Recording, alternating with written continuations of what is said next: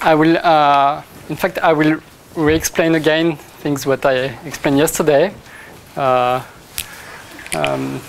It's easier without not coming from just coming from the plane. So we are considering the set of maps. So let me write my definition.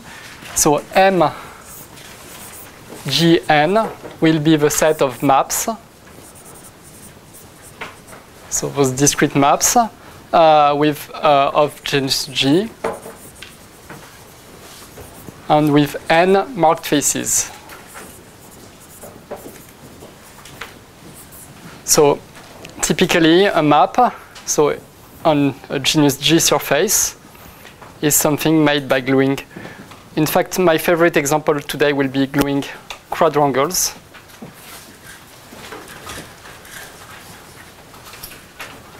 And so on. And some faces are not necessarily quadrangles, and they are marked faces. So, so map equal, so it's graph on a surface of genus G.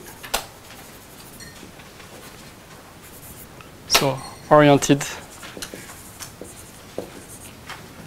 We can also consider maps on non-oriented surfaces, but this is more difficult, so I'm not going to do that.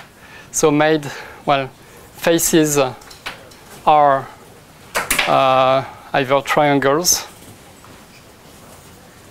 quadrangles, and so on. So unmarked faces. And marked faces are labeled. So it means there is the marked face number 1, the marked face number 2, and so on. Marked face I has I sides, sorry, Li sides. So this means there is L1 sides, L2 sides, and so on. And we just assume that Li is larger than 1.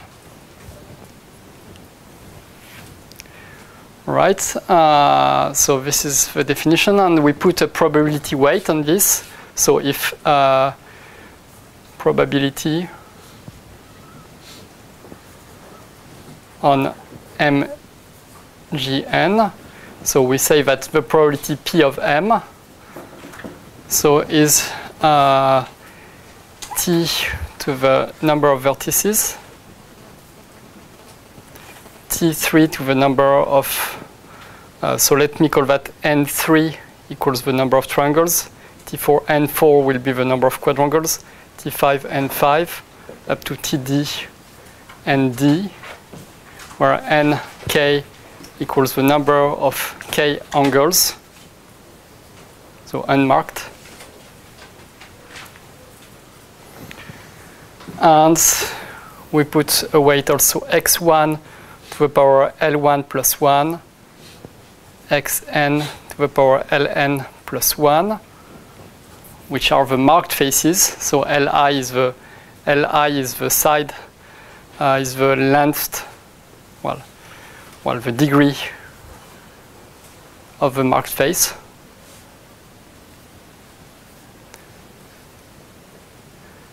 Number I. And later I will also put the number of automorphisms of M. So everything depends on M.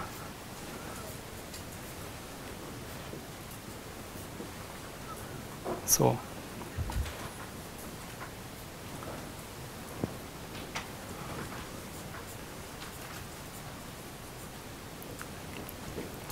but this thing is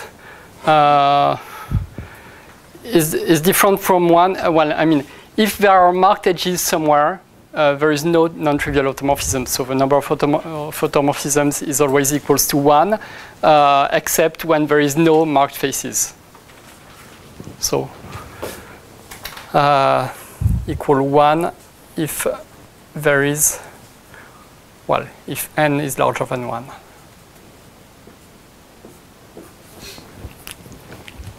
So this number of automorphisms appears only in the case where I consider Mg 0, so with no marked faces.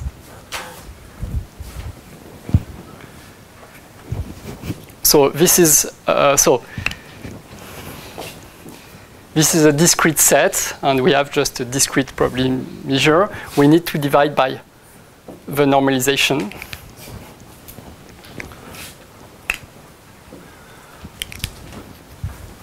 Right? So let me give some examples of quadrangulations.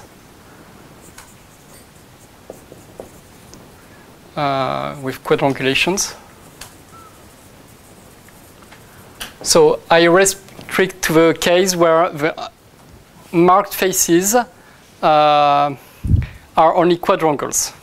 I can also get that as a subcase of a general case by choosing the weights of so T3 equals 0, T5 equals 0, and so on, which will put a weight 0 if there is something which is not a quadrangle. So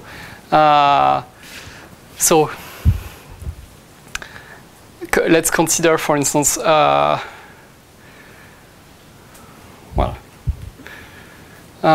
so let's consider maps. Let me start with so G equals 0, so planar, and n equals 1, so only one marked face.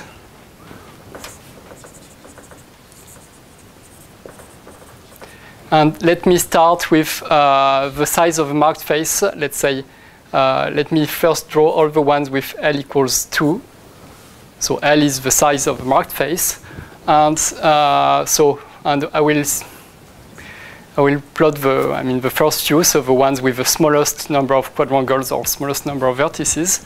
Well, there are two maps with so let me put the marked face on the exterior. So we are on the Riemann sphere. You see here the exterior has indeed two sides, so L equals 2. So I said that because there is an orientation, so the marked edge of the marked face is such that the marked face should be on the right.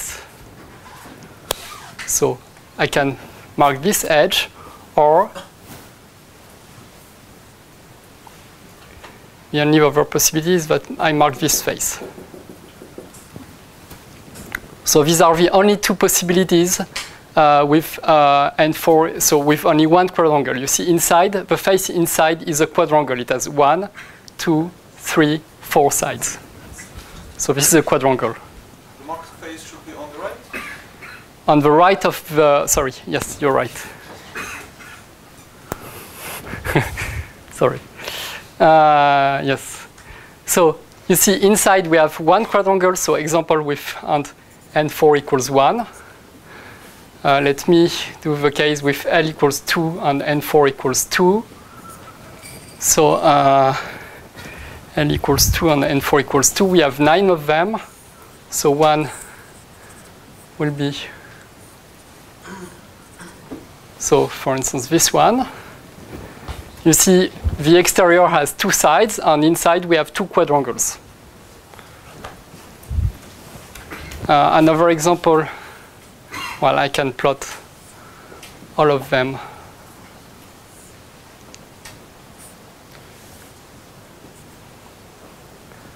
So here we have, so you see this is a quadrangle inside. This is another quadrangle, and outside there are, so the exterior has only two sides. But basically this one, we can put the marked edge also here.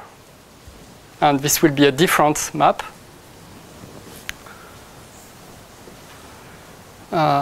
So we can put the marked face here. So this is another map. Yeah, we can do.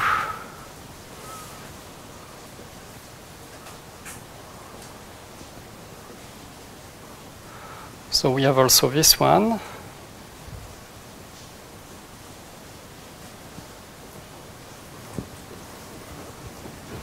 So that's already 5. And we can have, let me see.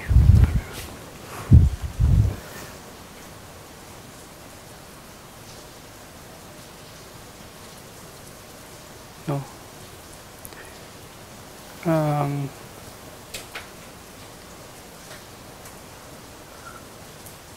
Okay, well, no, sorry. No, that's 5. Okay, let me do another example. Let me start with now L equals 4. And let's say, in fact, here we have examples where N4 equals 0. You see, if I put the exterior there, the marked face has 4 sides. Yes, 4 sides. 1, 2, 3, 4. The marked, well, I mean, the exterior is a quadrangle, and I can mark this edge. I can mark it the other way. Yes, that's the only possibility. Okay. Another example is again with L equals 4, but now N4 equals 1. Well, there is that possibility. So the exterior is a quadrangle and the interior is also a quadrangle. But we have also this kind of possibilities.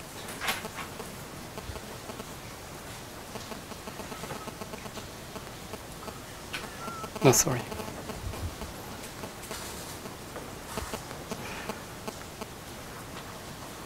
So this is another one.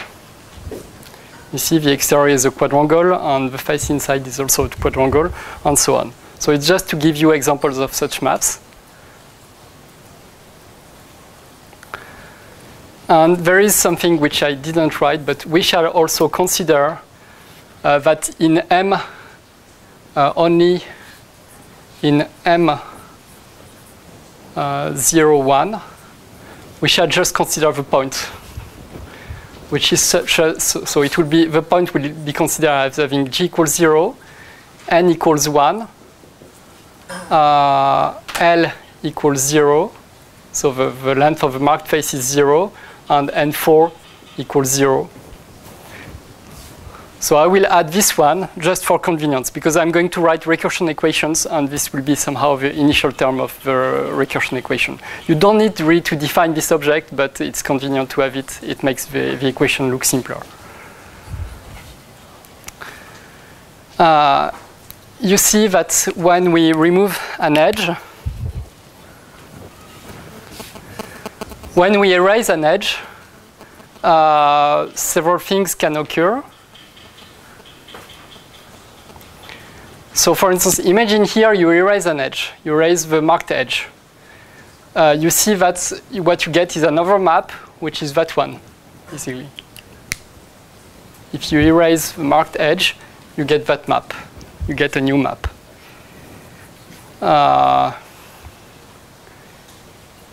Here, if you erase that edge, you get this one. If you erase that edge, you get, well, probably not exactly that one, but one which looks like that. So which is the one which gives that? Sorry. Sorry? Well, so whenever you erase an edge, you put the arrow on the next edge, let's say. Sorry, is this picture also quadrangulation? Sorry, this one? Yeah, this one. Yes, it is. 1, 2, 3, 4. And that straight edge? What does it? Well, there is no face in the interior. It just means that the face, which was the exterior, you glue two edges together. So you should look only at the open components inside, and the open component is a quadrangle. To each vertex which is on the outside, we can also always add an edge, right? No, not always, because it will change the number of edges of the exterior. Well, yes, but if we consider different, yeah. Yes, but it changes the number of. Yes, you can do that, but it changes the L. It changes the value of L when you do that. So it's another map. So now we define. So I said we define the generating function. So definition. So generating function.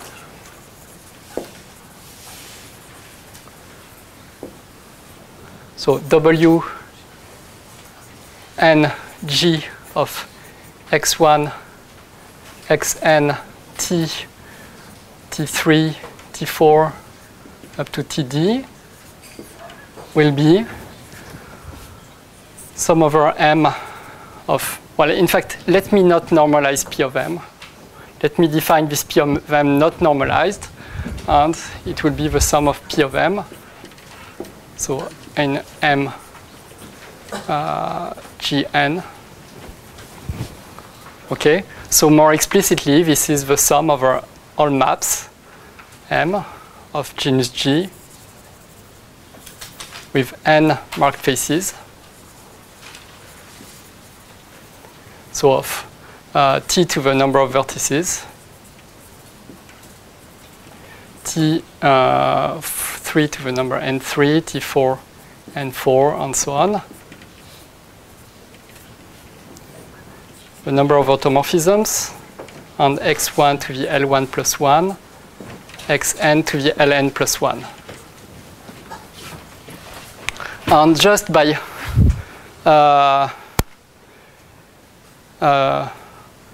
abuse of notation,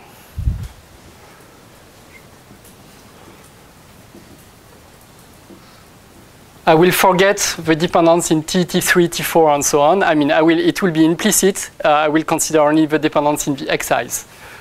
Wng will be, I mean, Wng of x1 up to xn. And the reason is all the equations I'm going to write, more or less, will be equations where I have to do something on the xi's, but the t's are spectators in the process, in the equations I'm going to write. Well, most of the time, except when I will state it explicitly. Otherwise, the t's are understood implicitly in the formula. So somehow the t's are some constants. And I'm going to vary the xi's because the recursion equation, well, you will see. So since the recursion equation I'm going to write is a recursion on the edges, it will affect the length of the exterior face, and so it will affect the xi's, but it will not affect the ti's. So this is, so for the moment, I just recall the definitions. Now the third equations is a recursion. So it's the recursion of the number on the number of edges. So third equation. So strictly speaking, Tut did it only for the planar case with one marked edge. So it was only for g equals 0 and equals 1. Says that w, so 1, 0 of x to the square equals v prime of x w1, 0 of x minus p1, 0 of x, where v prime of x equals x minus sum from j equals 3 to d of tj x to the j minus 1.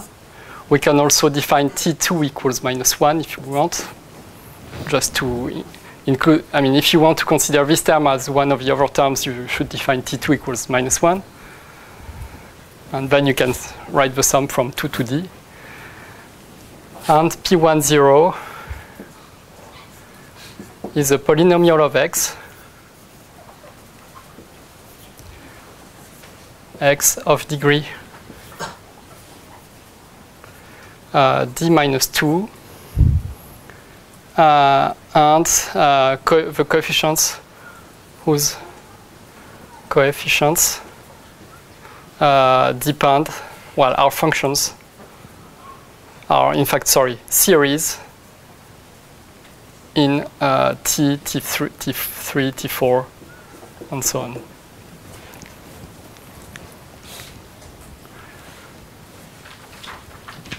And to leading order, it is v prime of x over x plus O of, it is t v prime of x over x plus O of t square. I mean, you can just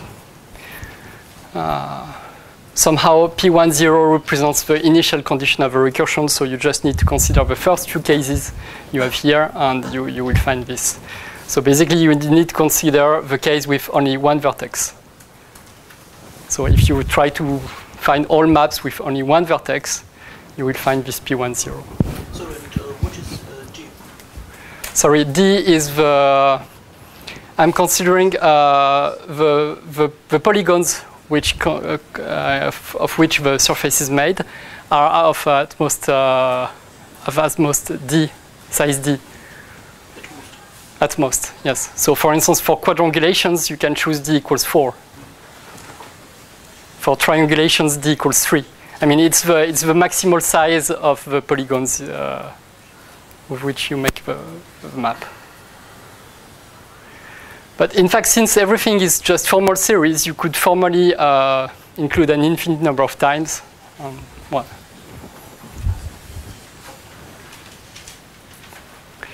In fact, to each order in T, you have a polynomial of the Ti's, of the Tj's, and you have only a finite number of them. So to each order in T, you have only a finite number of Tj's, which come. Right. Well, this can be proved. Okay. But this is not the purpose. So this equation is just the translation of what happens when you remove an edge. Okay. Later I will consider the higher genus case, and I will somehow rederive this equation for higher genus. But for the moment, let me concentrate on how to solve this equation. So just let me give the example of quadrangulations again.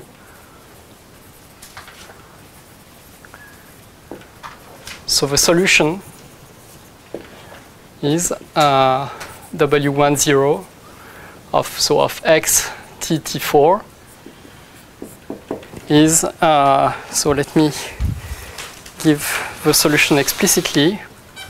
Sum over L and n will be n4 in fact, sorry. So 2L factorial over L factorial L minus 1 factorial. So 3 to the n4 minus, 3 to the n4, 2n4 plus L minus 1 factorial over L plus n4 plus 1 factorial and n4 factorial. So we'll have t to the n4 plus L plus 1, t4 to the n4, and x to the L plus 1. So this is the explicit solution. So it's just to show you that this equation can be solved completely explicitly. And so this was found by Tutt. Well, I'm not sure that Tutt really consider. I think that Tutt consider the case where the marked face also is a quadrangle, and so it's the case L equals. Here, it would be the case L equals 2 in this formula. So basically, TUT consider only the term with 1 over x5 in this formula, but I mean the result can be extended very easily.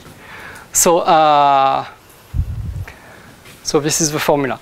So this is the formula for quadrangulations. It's just to show you that this is very explicit. So for instance, if you want to, I mean, you can recover the correct number of maps. So you see, for instance, if you look at the term with L equals 0 in this formula, the term with L equals 0 in this formula, well, necessarily, yeah,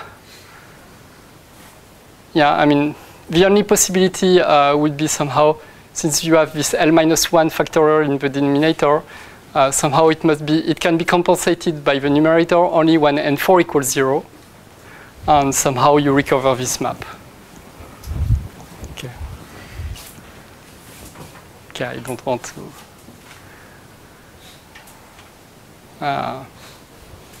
Right, so this is just to say that we have an explicit solution. So we have a general theorem. Okay, is there another one? So let me say what the theorem is. So the theorem, which says basically what is how you compute W10 of x. So for any alpha and gamma, write x of z, and well, so it will also depend on alpha and gamma, but I will consider that implicitly. So I will write that x of z. It will be alpha plus gamma z1 plus 1 over z, right? Then write v prime of x of z equals sum of uk zk plus z minus k from k equals 0 to d minus 1. So the UKs are functions. So UKs are functions of alpha and gamma.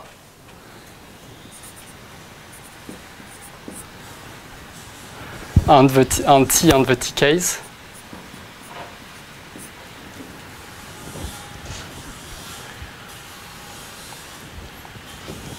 Then choose the unique alpha gamma solutions of u0 equals 0 and u1 equals t over gamma, and alpha equals O of t, and gamma square equals equals t plus O of t square. So there is a unique solution to this set of equations which behaves like that at the origin, at small t. Then W10 of x of z equals sum of k equals 1 to d minus 1 of uk z minus k.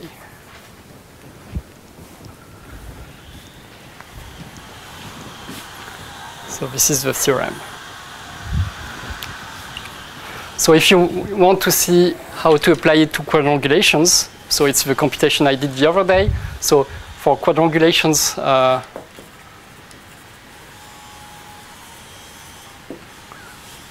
so we have v prime of x equals x minus t4 x cubed. So you compute, so you replace x by alpha plus gamma z plus 1 over z. You expand in 2 powers of z. So v prime of x of z will be alpha plus gamma z plus 1 over z minus t4. So alpha cube plus 3 alpha square gamma z plus 1 over z plus 3 alpha gamma square z square plus 2 plus z minus 2 plus z plus gamma cube z cube plus 3z plus 3z minus 1 plus z minus 3. Right? So which means that u0, so 2u0 is alpha minus t4 alpha cube plus 6 alpha gamma square. U1 is the coefficient of z, so it's gamma minus t4. So 3 alpha square gamma plus 3 gamma cube.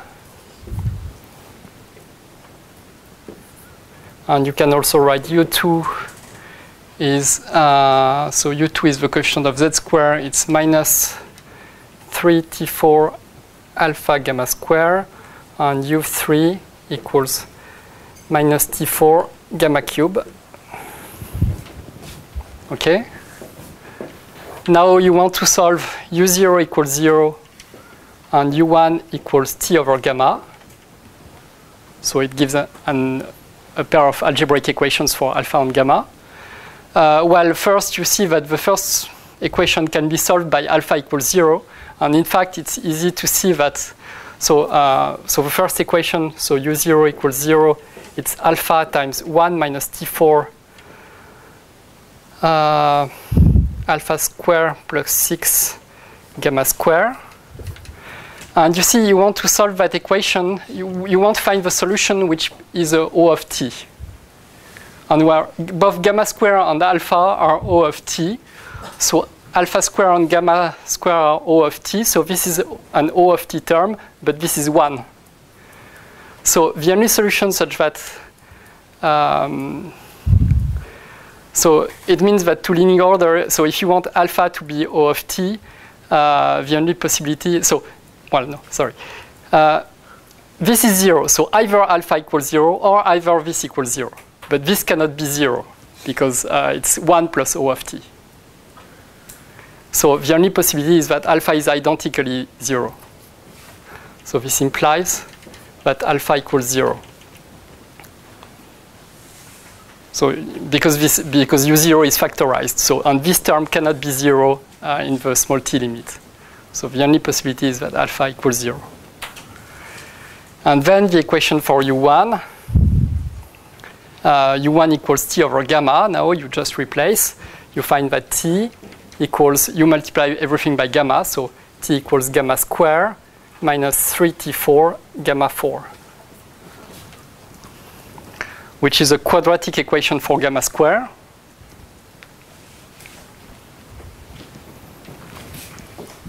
So this is a quadratic equation for gamma square. Let me erase that. And that gives gamma square equals 1 over 64, 1 plus or minus square root of 1 minus 12 tt4. So this is the general solution of this equation. But you want gamma square to behave like t at small t. And again, you see that this implies that the sign here should be minus 1.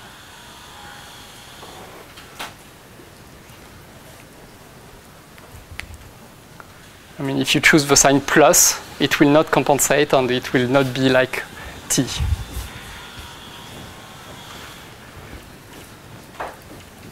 And now if you use this, you see that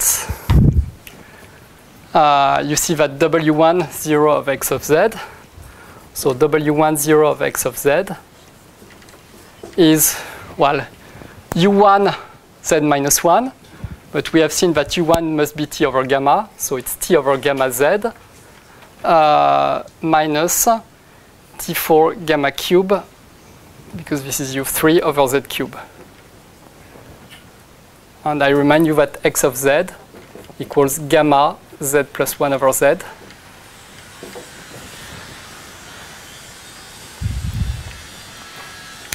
All right.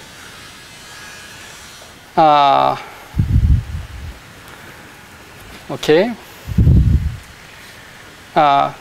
In fact, you see that we have, so we've started with a combinatorial problem, and we have basically, well, the solutions are algebraic, and there is a lot of algebraic geometry coming into the story. And in fact, this gamma has a special meaning. It's a capacity, exactly the same meaning it has in SLE. And probably it's not a coincidence. But, right? So this was a result. Now I want to say something about the link with integrable system. Link with integrable system.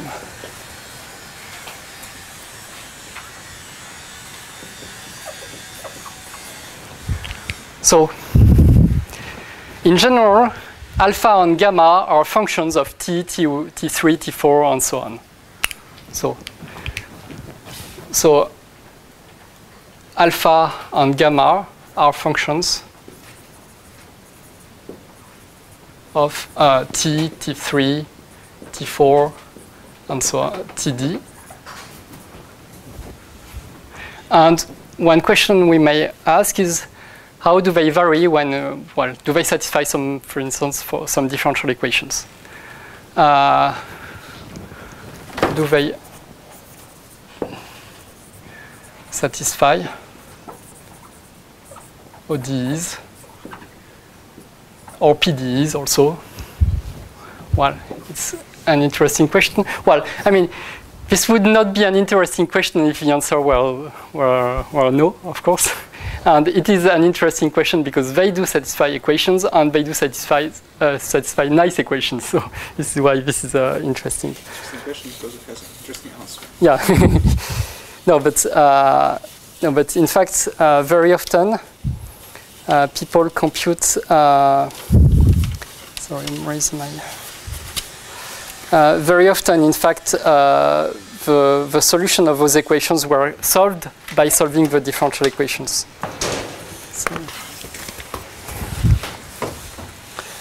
So very often this was solved by solving differential equations. So let me let me recall the previous theorem which I should not have erased. So we have x of z equals alpha plus gamma z plus 1 over z. And W10 of x of z is, well, I call it omega of z, and it's sum of uk z minus k, and which is such that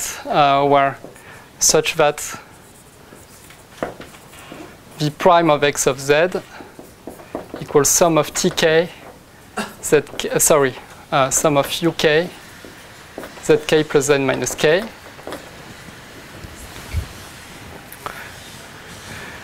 And so, in fact, this is convenient to write it as one half of v prime of x of z plus y of z, where y of z equals sum of uk, one half of sum of uk z minus k minus zk. I mean, just the same thing. You see all the positive powers cancel, and the negative powers do exactly that. So it is just for convenience. Well, the advantage of doing that is that now y is changed to minus y when you change z to 1 over z, whereas x is changed to x when you change z to 1 over z. So it's just for convenience. And so one of the questions we want to ask is, what is, for instance, dW10 of x of x over dt?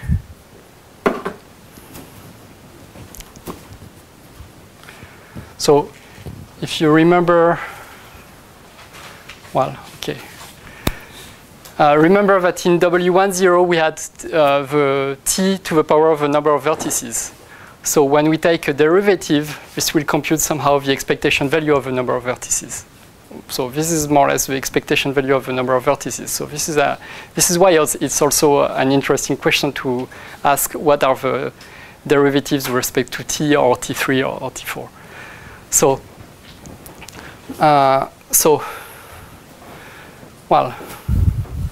And in fact, there is the answer. So let me give you the answer. So a theorem, which is very easy to prove, is that if you compute this, then this is 1 over z times x prime of z, where x equals x of z.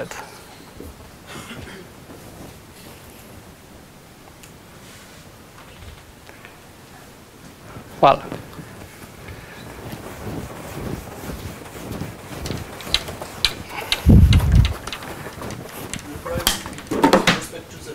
sorry? Yes, the prime is with respect to z. So it's just, so the prime just means that, so x prime of z is just gamma 1 minus 1 over z square.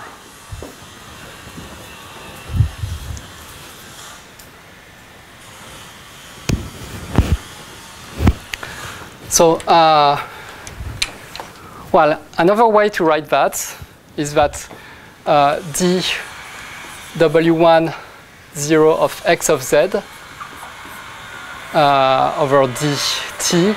But now I write this as a function of z somehow, but I worked at fixed x. I'm taking the derivative at fixed x. Because alpha and gamma may depend on t. So for a given x,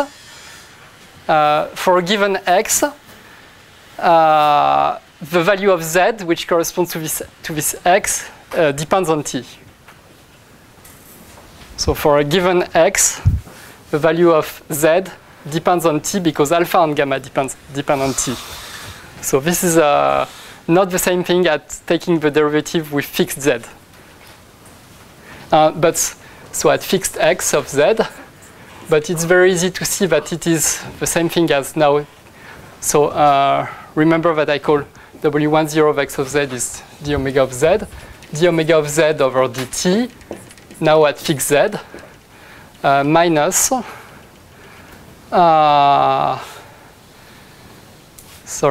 minus d,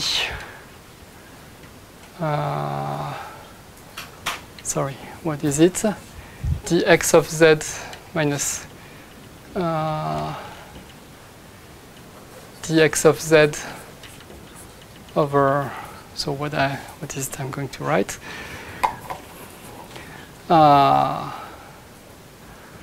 So x prime of z.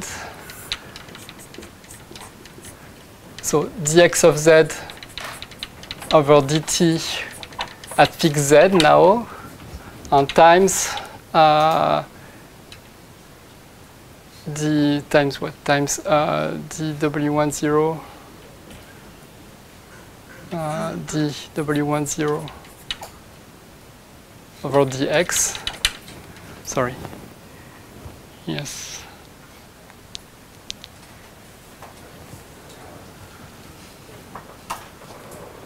Right? I think this is correct.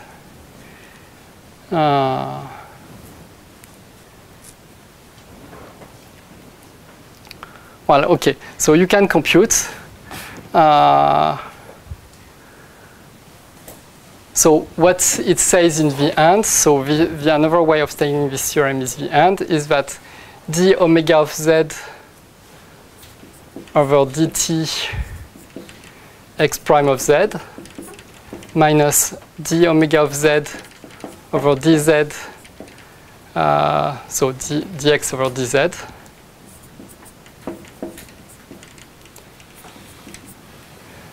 minus d x of z over dt.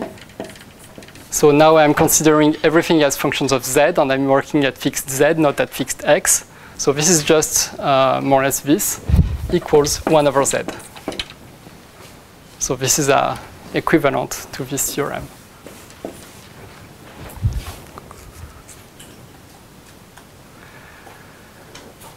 And since v prime is only a function of x of z, which is independent of,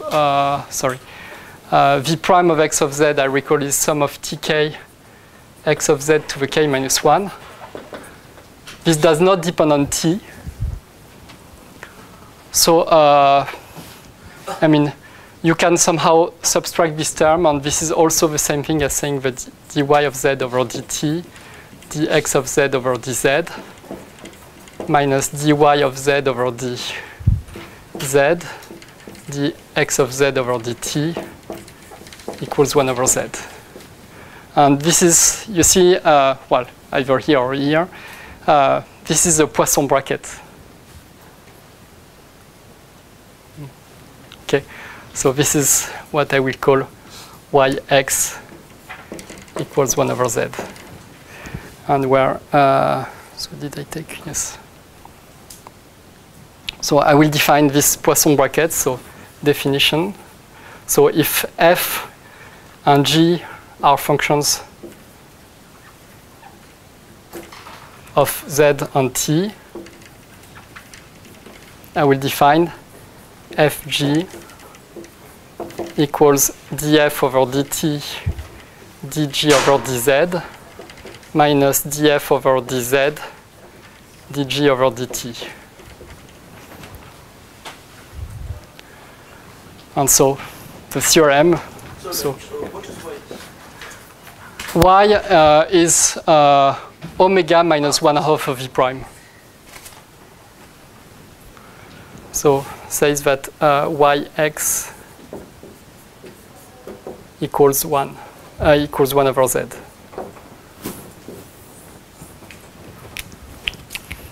So you see we are starting to have Poisson brackets, so it's a good sign that we will have some integrable system. Excuse me, what time is should be the end of the talk? Someone knows? 5:30? No? Yeah, about 25 minutes. Okay, sorry? 25 minutes. Okay, good. So no, I did not remember whether it was 15:15 or okay. Well, how you can prove this? Well, I mean, we have, so because of the last theorem, so we had W10 explicitly. Well, I mean, I will not enter the details of the proof, but it's just simply computation. You just have to compute from the explicit expression of W10. Voilà. You can invent some tricks to do the computation faster, but it can be done just by computing from the explicit expression of W10 and compute the derivative of each term. And it's not very... So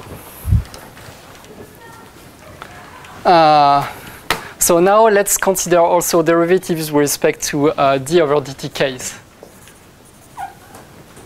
And so again, we want to compute dw10 of x over dtk now, and at fixed x. So let me put x of z at fixed x of z. And again, the answer will be quite simple. Well, I multiply by x prime of z. And the answer will be, we take the x of z to the power k. Sorry, minus 1 over, okay, minus 1 over k, x of z to the power k, and take only the negative part of that, so only the negative powers of z.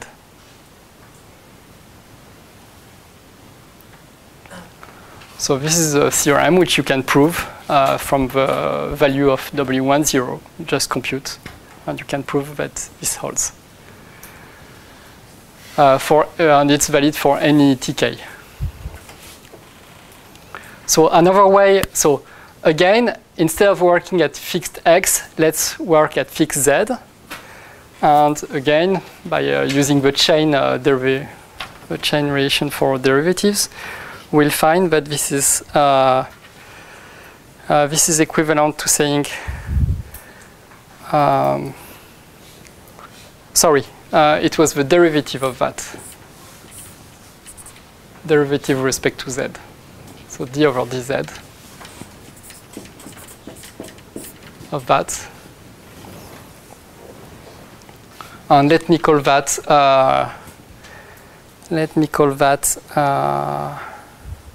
okay. Okay, another way to write this is by saying that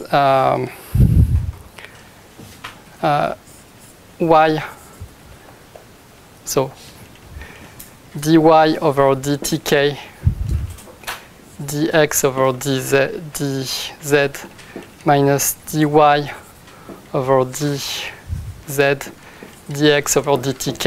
Now where we work at fixed z equals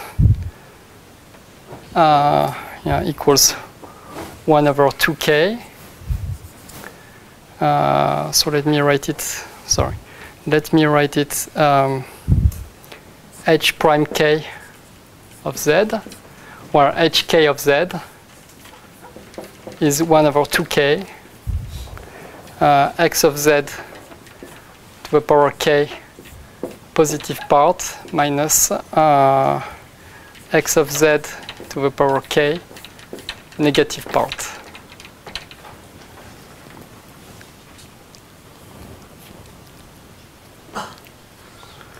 And again, I will call that yx, but this will be the Poisson bracket. So we'll have we have a Poisson bracket here, which was respect to which contained derivative with respect to t, and now the Poisson bracket index k means it corresponds to derivative with respect to tk. So let me write all this again.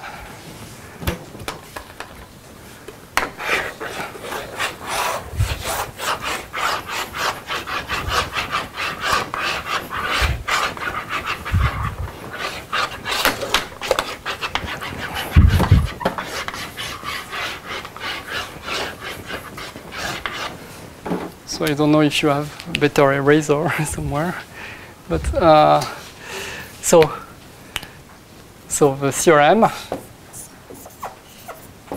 is that let me define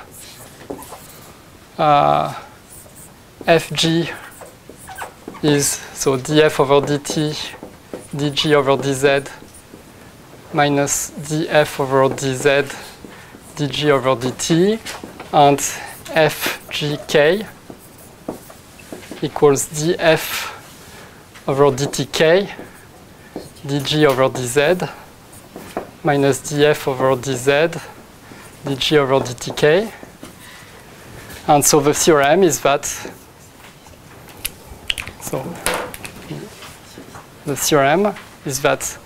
yx equals 1 over z, and yx k equals h prime k of z. And now if you play, so we now have not only one Poisson bracket, but several Poisson brackets. And you can now start to compute second derivatives. So first compute the derivative with respect to t, and then the derivative with respect to tk. And then do it the other way around, first with respect to tk, then with respect to t. And you will find that in fact that h prime k, so then another theorem, so is that h prime k and h prime l Poisson commute with respect to the Poisson bracket with respect to t. So you can prove that. Again, this is just explicit computation. I mean, you have the explicit values and you just compute and you can prove that. And you can also check that dx over dtk, so now we've worked at fixed z, x of z over dtk, so we worked at fixed z, is h prime k x Poisson bracket. So you see that h prime k is the Hamiltonian. H prime k, so now this is clearly, well, this is a like the lax formulation, or this is the Hamiltonian formulation. So dx over dtk is the Poisson commutator of x with some Hamiltonian hk for all times hk's, and all those Hamiltonians commute together, Poisson commute together. So we have an integrable system. Sorry, what is h prime k? Hk is that, and h prime k is the derivative with respect to z. H prime k of z is d over dz of hk of z.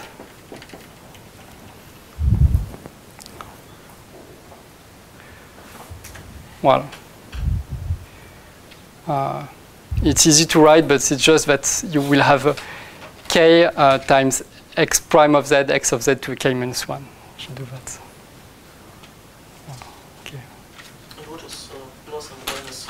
Well, it's the plus means, so you see x of z is a Laurent polynomial of z, I erased. So x equals alpha plus gamma z plus 1 over z. You raise that to a power k, and you keep only the positive powers of z. For plus, and for minus, you keep only the negative powers of z.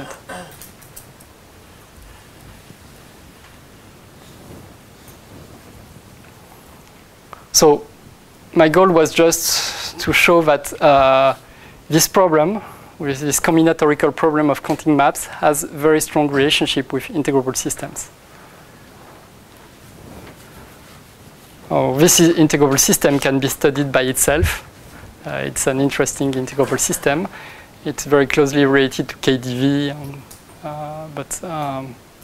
so it can be, well, or to the Witham hierarchy. It can be studied by itself, but it's not what I will do now. Now I will turn to something else. How much time do I have? Yeah, it's okay. So this is the theorem. So this is just to say that there is an integrable system behind that. Now let me, yeah, I don't know if you have the eraser. Let me move to a higher, well, let me move to a higher topology.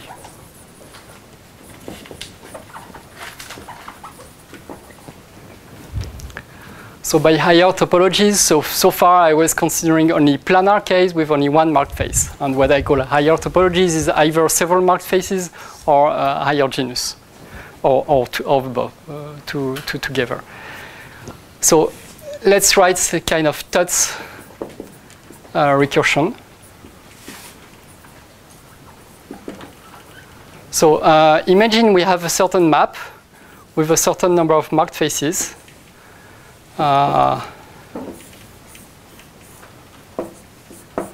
So this is face L1, L2, and so on, and we have triangles, quadrangles, and so on, and everything is on a certain surface of genus G.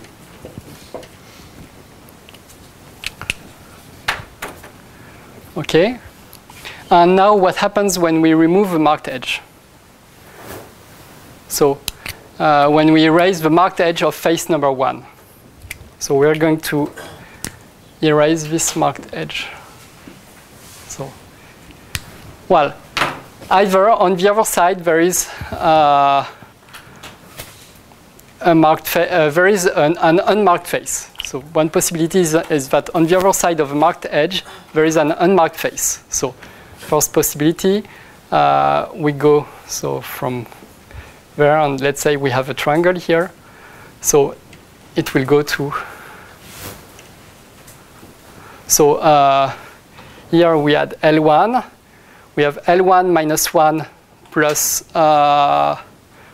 2. So we get L1 plus 1. Okay, if it's a triangle, and if it's a J-gone, we will have L1 plus J minus 2.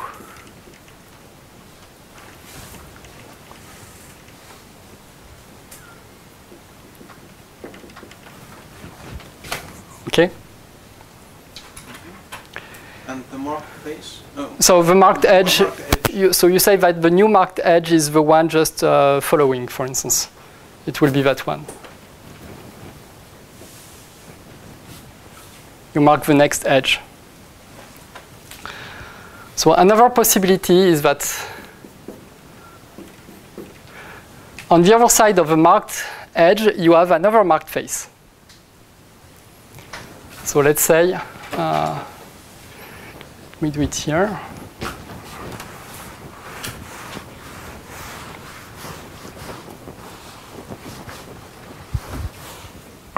On the other side of the marked face, you may have another marked face. So here you had L1, and here on the other side there is another marked face with, let's say, this edge marked, L2. And when you erase, you get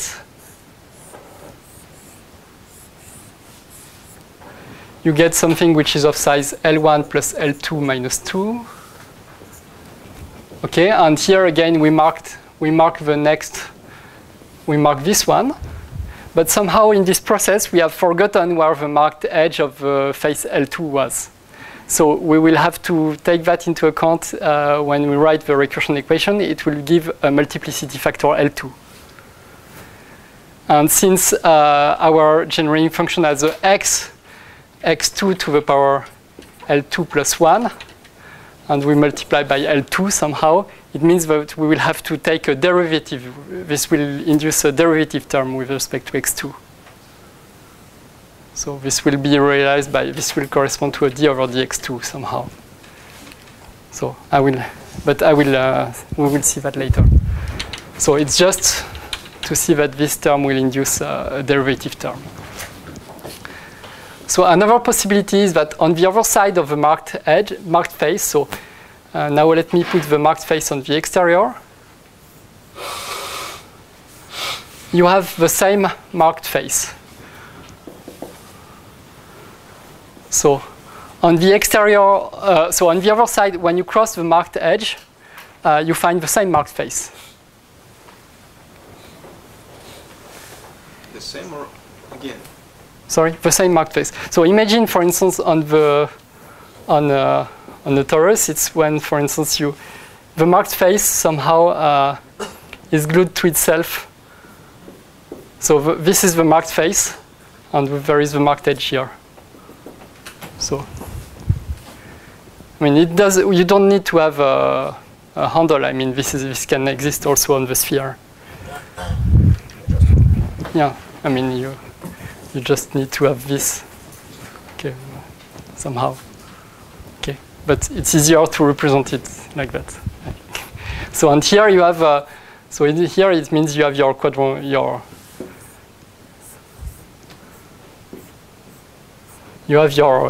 have something inside with possibly other marked faces, and also when you do that, so when you are going to remove this marked edge somehow, you will have to.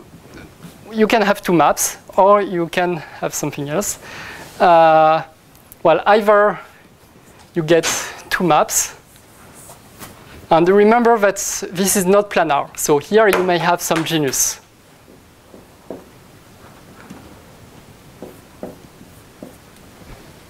But there is a possibility that, in fact, there could be a handle. So you have two possibilities. Either, so when there is no handle, you just disconnect. So you just get two maps now. Well, and now you mark this and that. So again, you're going to mark the next edge here, and let's say the previous edge there. So your new marked edges will be this one and this one. So this is a possibility when there is no handle between the two, and the other possibility is that when you have some handle between the two, well, now you get something with one more marked face. So in fact, yes. So you will have, so here we have that. So we have really two different maps. And here we have a map, but with two marked faces. Okay, let me do the picture I was doing before. So when you have something which glues like that, so this is your marked face. When you remove the handle, you are going to replace that by something which is like, so you will have two marked faces instead.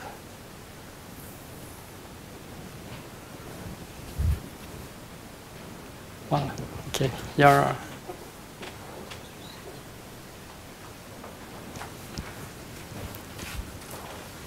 Okay, I hope you understand the idea. Well, I mean, you do that on simple examples, and you will be convinced that it works. What about another case when we remove just a straight edge? A straight edge. It's the case where somehow the, I mean, it's the same case. So it means that on the other side, so it means that one of the two maps here can be just a vertex. When you, and this is why I included the vertex in the maps. So in the set of maps, I included a map which is just a simple vertex. It's because indeed this case can happen. So sometimes when you remove an edge, you can have just a vertex, but somehow this is already included in that construction. Because the vertex itself is a map of genus 0 with one marked face. Excuse me, what about the marked edge in the last case? Or it's like this, you're going to mark the next, the next on the previous ones. So here it was this edge, and now you're going to mark this on, this and that. So here in this picture, it will be this and that.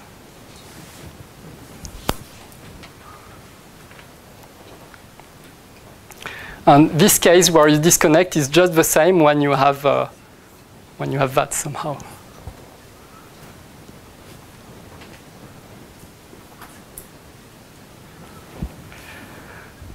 So it means, so, and imagine that there is other handles. So what it means is that when we remove this edge, we go from a situation of a certain genus G, and we have now a genus G minus 1. G goes to G minus 1. But the number of marked faces, n, goes to n plus 1.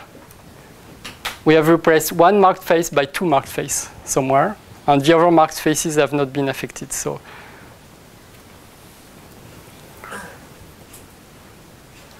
now I just want to write the equation, including all terms. So the equation for WNG, and WNG was the generating function which counts maps of genus G with n marked faces.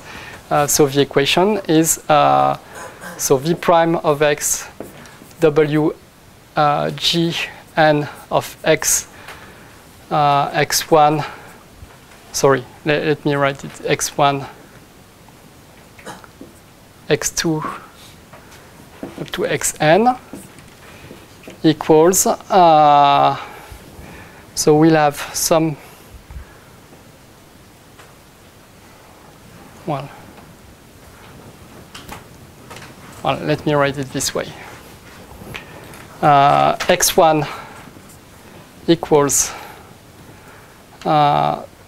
sum of j equals 3 to d tj x1 to the j minus 1 WNG of x1, x2, xn. So this is the case. This corresponds to the case where I remove G. So where on the other side of the marked face there is a J angle, so which has weight Tj. There was the term, as I said, which was going to do a derivative sum from I equals 2 to n of d over dxi W Wn minus 1 g of x1, x2, xn, but I erase the xi.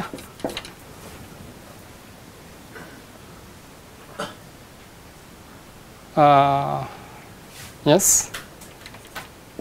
Minus wn minus 1g, and now I erase x1, x2, xn over xi minus x1 minus xi. So you can see that it's indeed what it means for the counting function of this situation. Plus wn plus 1 g minus 1 of x1, x1, x2, x3, and so on, xn. So which corresponds to that term. So you see we have changed g to g minus 1 and n to n plus 1. And there will be a sum of, let's call it h equals 0 to g, and sum over all subsets a, let's call that a bar equals x2, xn of w h 1 plus cardinal of I, x1 and I, 1 plus cardinal of I bar, g minus h, x1, I bar. Okay, so you see we have a product of two generating functions, which corresponds to counting disconnected maps. I mean, counting disconnected maps is the same as counting maps and multiplying by the counting function of maps again. And you see that when we disconnect, the genus G, the total genus G, becomes H and G minus H. I mean, all the handles have to be distributed in the two cases, and also all the other marked faces must be distributed into the two terms.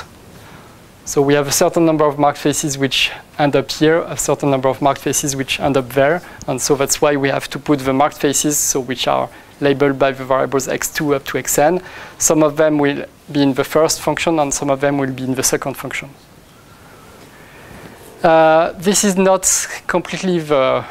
This is, and in the left-hand side, in fact, there is minus p and g of x1, x2, xn, because in fact, well, there is something easy to see. Well, all the terms, this term, and this term, remember that the generating function Wng contains only negative powers of x1. And this term, and this term contain only negative powers of x1. But this term and that term could contain positive powers of x1 because of this x1 to the j minus 1. And it just means that, in fact, when you do this recursion, somehow you cannot go down to 0. So you have some initial terms to take into account. When you do the recursion, you have some initial terms to take into account, and somehow this is just the initial terms. So it's just a few cases you have to consider. But it just means that, in fact, this is which is a polynomial in x1, in x1. And it is a polynomial which exactly kills all the terms with positive powers of x1 in the equation. So in fact, the actual Tut's equations, so the recursion is encoded only by the negative powers of x1 in this equation. And you kill the positive powers of x1 by hand. So you add the ad hoc term, which kills exactly the positive powers of x1 in the equation. But the actual content of the equation is only the negative part. The positive part, you see here, there is a maximal power of x1 you can have. So Wng contains only negative powers of x1, and here the maximal power is x1 to a d minus 1. So this is why this is a polynomial in x1. But in v over xi's, it can be a complicated function. I mean, it's a series in v over xi's. So this is the equation, and next time I will show the solution. Where is the... Okay. So,